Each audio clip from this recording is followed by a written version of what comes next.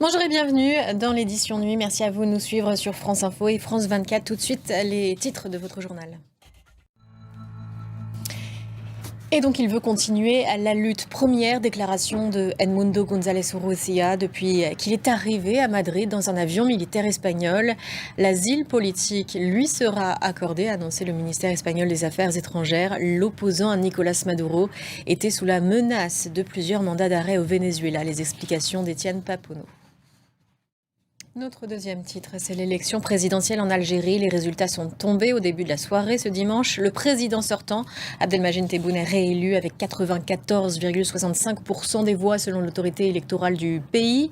Emmanuel Macron a d'ailleurs adressé au président Tebboune ses félicitations pour sa réélection. En revanche, plus de questions se posent sur la réelle mobilisation dans ce scrutin. La nuit dernière, le chiffre d'une participation moyenne de 48% était avancé, mais depuis aucun nouveau chiffre, ce qui laisse de nombreux observateurs sceptiques. Les précisions d'Étienne Papono.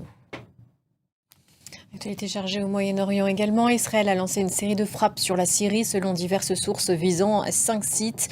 3 civils ont été tués près de Masyaf. Et puis à Gaza, un tir israélien a touché et tué un haut responsable de secours, Mohamed Morsi, et 4 membres de sa famille tués à Jabalia. Aucun commentaire de l'armée israélienne. La politique française, c'était jour de rentrée pour Marine Le Pen dans son fief d'Hénin-Beaumont dans le Nord. Une rentrée très suivie tant l'épisode de la nomination du Premier ministre a été longue. L'hôte de Matignon se s'est attendu sur son esprit d'ouverture à gauche. C'est notamment cette qualité de concertation qui aurait conduit Emmanuel Macron à le désigner. Astrid Mesmorian. Aux États-Unis, J-2 avant le premier débat télévisé entre Kamala Harris et Donald Trump. Débat très attendu tant les candidats sont au coude à coude. Le républicain devance toujours sa rivale, mais d'un seul point selon une étude du New York Times. La tendance n'est donc pas claire et chacun va devoir clarifier ses positions. Franck Genosio pour France 2.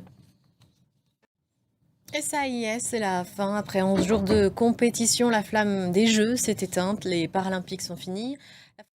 Et des Jeux qui ont d'ailleurs fini comme ils avaient commencé, sous une pluie battante. Mais cela n'a rien enlevé à la fête, ni à la performance des parathlètes français, 8e au tableau des médailles. Ils étaient présents pendant toute la compétition.